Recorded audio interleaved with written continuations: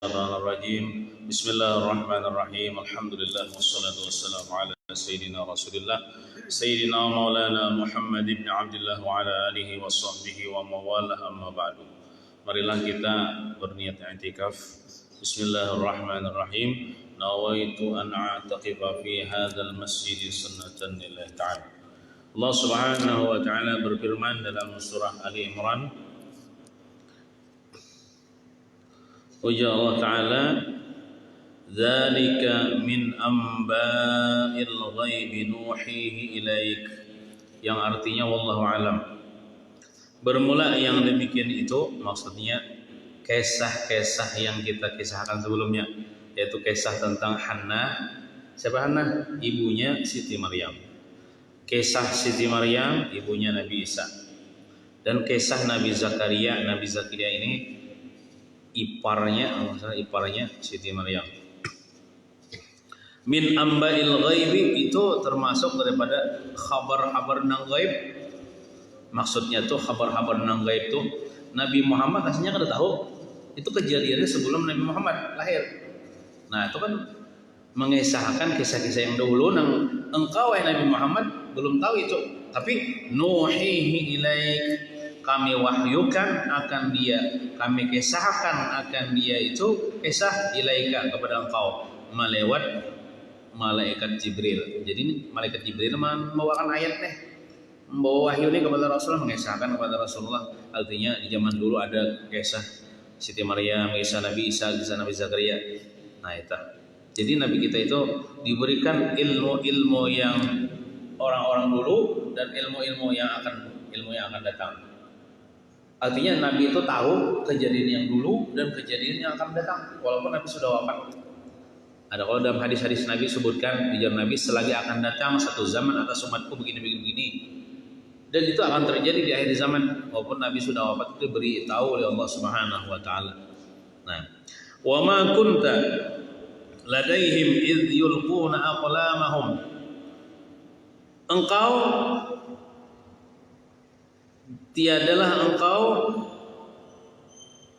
di sisi orang-orang yang berebut hendak menggaduh Siti Maryam. Artinya engkau Nabi Muhammad kada termasuk atau tidak berada di zaman yang orang berebut hendak menggaduh Siti Maryam. Kan kisahnya sebelumnya ini kan Siti Maryam itu kan termasuk anak orang mulia, putri seorang yang mulia, pimpinan mereka itu Maryam bin Imran, yang mana itu berebut hendak menggaduh ya Allah. Nah, idh yulquna aqlamahum, ketika mereka itu hendak berebut hendak menggaduh Siti Maryam. Waktu itu Siti Maryam masih bayi nih. Mereka itu melontarkan atau menimbai pula akan polpen mereka ke air lah. Yang polpen yang biasanya mereka menulis kitab-kitab apa tuh, ayat-ayat, kitab-kitab tentang Taurat kah? Injil kali ya. Injil belum lagi ya Nabi Isa, Taurat. Artinya tuh siapa yang nantinya polpennya itu melawan arus ya Pak, itu kena yang diberikan wewenang untuk menggaduh Siti Maryam ya Allah. Lalu mereka itu melontarkannya berapa orang kemarin itu pulpennya ditimbai ke sungai air. Sekalinya pulpen Nabi Zakaria melawan arus. Yang lainnya hanyut. Nah, lalu akhirnya si Nabi Zakaria yang menggaduh Siti Maryam. Nah, ayyuhum yakfulu Maryam, siapakah di antara mereka itu yang menggaduh Siti Maryam? Artinya siapa yang pulpennya melawan arus ya Allah, itu yang menggaduh Siti Maryam. Wa ma kunta ladaihim idh yakhtasimun, ya Allah Ta'ala, dan engkau wahai Muhammad tidak ada di sisi mereka ketika mereka itu berebut, karena engkau ini hidup di zaman sesudahnya.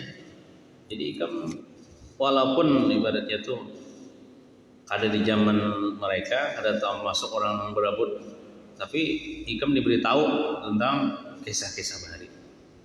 Nah, dan itu kisah sampai ke kita. Nah, tertulis dalam Al-Quran ini. Wama terus idh qalatil malaikatu. Nah, yang pulang isahnya. Ketika berkata oleh malaikat, siapa malaikat sini? Malaikat Jibril lah tafsirnya. Ya Maryamu, wahai Maryam. Ujar malaikatnya, malaikat Jibril ini berpandiran Maryam nih. Innallaha yubashshiruki. Sesungguhnya Allah akan memberikan kabar gembira kepada engkau bi kalimatin minhu. Tafsirnya itu dengan akan lahir daripada rahimmu seorang anak yang mana diciptakan itu dengan kalimat Allah. Maksud kalimat Allah itu kan kun fayakun. Kata Allah kun jadilah, maka jadi ya. Walaupun tanpa perantaraan seorang suami, walaupun tanpa seorang ayah bagi Nabi Isa, seorang suami bagi Siti Maryam. Ya Allah, tanpa perantaraan sebab-sebab yang biasa terjadi. Kalau kita kan istri kita tuh mengandung hamil itu karena kita ya Allah suaminya. Ini lain pada yang lain nih. Ismuhu bermula namanya Al-Masihu Isa bin Maryam. Namanya kira ya Allah Ta'ala ialah Al-Masih. Al-Masih itulah gelar. Itu yaitu Isa bin Maryam. Kan dinisbahkan kepada mamanya Allah, Abah Sidin tidak. Nah, jadi Al-Masih itu apa aja? Kenapa Nabi Isa digelar dengan Al-Masih? Kalau dalam tafsir disebutkan karena Sidin berjalan-jalan di negeri-negeri. Nah, Al-Masih itu waktu juga berjalan, cuma sambil melihat keagungan ciptaan Allah di permukaan bumi. Kita berjalan juga boleh lihat yang haram-haram ya Allah. Lihat acil-acil misalnya yang berjalan wadai. Nah, Nabi Isa berjalan-jalan cuma melihat keagungan ciptaan Allah. Ada juga mengatakan Al-Masih itu diambil kalimat masahah itu menyentuh. Nabi Isa itu bila menyentuh dengan tangannya akan orang yang mempunyai penyakit, niscaya orang itu akan sembuh. Kan mukjizat Nabi Isa itu menyembuhkan orang yang punya penyakit celak, termasuk menghidupkan orang mati. Itu pun dengan izin Allah. Qum biiznillah, bangunlah kamu hai orang mati dengan izin Allah nang di dalam kubur tuh, bangun. Keluar dari kubur itu mukjizat Nabi Isa. Namanya Isa bin Maryam, Nabi Isa putra Maryam. Nah, kenapa ini dinisbahkan kepada ibunya? Karena ini memberitahu bahwasanya dia lahir tanpa ayah. Dan ini menjadi sebab bagi bertambahnya keistimewaan dan tinggi derajatnya di sisi Allah Subhanahu wa taala. Tapi Nabi Isa bukan anak zina. Bagaimana dikatakan anak zina? Siti Maryam tidak pernah bersentuhan dengan seorang laki-laki. Tidak pernah menikah dan tidak pernah melakukan perzinahan. Siti Maryam itu perempuan yang suci, perawan seumur hidup. Itu kalau Allah menghendaki ya Allah terjadi. Tapi cuma itu bagian Nabi Isa aja lah. Nah, wajihan di dunia. Nabi Isa itu wajihan itu mempunyai pangkat yang tinggi, kemuliaan yang tinggi di dunia. Walaupun masih dituduh anak zina oleh orang-orang Yahudi, tapi kita memuliakan Nabi Isa. Kita mengagungkan Nabi Isa. Kita mengatakan Nabi Isa adalah seorang nabi, seorang rasul, bukan anak Tuhan. Mulia Nabi Isa dan Sidin masih hidup. Di dunia mempunyai kemuliaan di dunia dengan apa? Dengan kenabian, menjadi nabi, dan dengan bisa menghidupkan orang mati dan menyembuhkan orang yang buta dan penyakit celak. Ada kalau orang penyakit celak tuh putih tangan kena sampai ke betis. Itu Nabi Isa itu bisa menyembuhkannya itu dengan sidin sentuh atau usut saja hilang. Orang buta sampai dengan ada juga dengan sebab doa sidin doakan bisa juga sampai. Nah, di dunia wal akhirah, di akhirat sidin mendapatkan pangkat yang mulia juga. Tafsirnya sini kenapa maksudnya sidin mulia di akhirat? Sidin kawan memberi syafaat umat sidin. kan yang bisa memberi syafaat itu diantaranya para nabi. Nah, kaum beri syafaat umat sidin. Tapi itu sudah sesudah Nabi Muhammad diberikan izin. Jadi Nabi Muhammad ibaratnya nang pembukanya. Namun Nabi Muhammad belum diberi izin, yang lainnya orang beri syafaat, nabi-nabi yang lain. Nah, jadi dari Nabi Isa kaum beri syafaat umatnya, dan diterima syafaatnya di sisi Allah, dan mendapatkan derajat tinggi di sisi Allah. Nabi malah wa minal muqarrabin, dan dia Nabi Isa termasuk orang-orang yang hampir kepada Allah, orang-orang yang dekat kepada Allah. Maksudnya maka jangan masuk surga nanti. Nah, ya. Dan Nabi Isa itu diangkat ke langit, ya Allah, diangkat ke langit. Dan sidin di langit bakawan malaikat. Malaikat mah ada juga di langit. Sidin bakawan malaikat. Nabi Isa itu masih hidup. Itu Nabi Isa berada di langit keberapa? Adakah yang tahu? Main tebak-tebakan. Kan biasanya tukang-tukang kisah Isra Mi'raj itu berkisah tuh. Nabi Muhammad di langit 1 bertemu dengan Nabi siapa ya? Nah, 7 itu Nabi Musa rasanya, kan Nabi Ibrahim enggak? Nah ya, Nabi Isa itu di langit ke-2 lah. Adanya Allah mendapit sih. Tamu Nabi Isa di langit ke-2.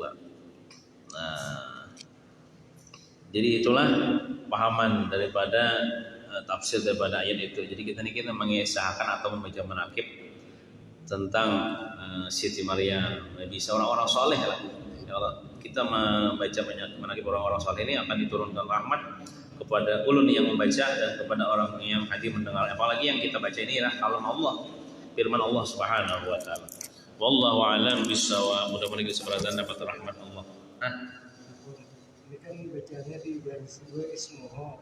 Tahunya kan aku biasanya di atas semacam surah Al-Baqarah apa di atas dengan lagi yang mana surah apa? Ismuhu kan surah Al-Baqarah apa ada lagi itu berarti biasanya di atas itu kan ada apa lah kita baca asmuhu ini. Kalau mau nya harus ismuhu. Makanya salah kalau asmuhu. Tahunya kan aku tuh mengajari garisnya di atas aja macam surah. Modelnya Al-Lajin, Yasin, ada juga Yasin. Di Yasin di mana ya? Al-Lajin. Di surah Yasin ada juga, Tasbih juga. Makanya tuh tahu aja. Oh, itu lain lagi nih. Itu kada kau dikiaskan dengan yang ada gini. Kalau itu al-lazi wujudnya. Kalau ini ismuhu. Ada apa lah aja mesti lanjut gitu. Kira-kira diralatai, kena bila pian melajari kekanakan pada hiya nang wujudnya ismuhu. Kada pian tahunya belajar di mana? Asmuhu tuh belajar di mana? Makanya kan kita Qur'annya harus belajar. Dari per ayat itu kita membaca harus belajar supaya kita kada tersalah.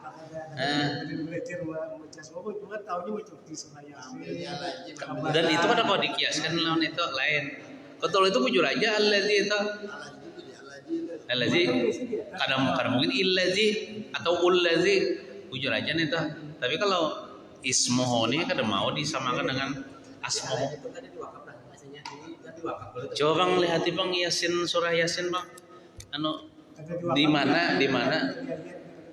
Kan itu ada di wakaf Yasin saja itu di wakaf. Kalau ini kan wakaf kalau tadi pian. Di wakaf. Kan di baris di bawah sesuainya. Ya. Sesuai makna pian tadi. Tahu mana ke atas kan lain kalau maknanya belum. Kada tahu maknanya kalau ismu itu kan bermula namanya. Tapi lain ismu lah kalimatnya. Allazi kalau kau disamakan dengan itu kada kau dikiasakan.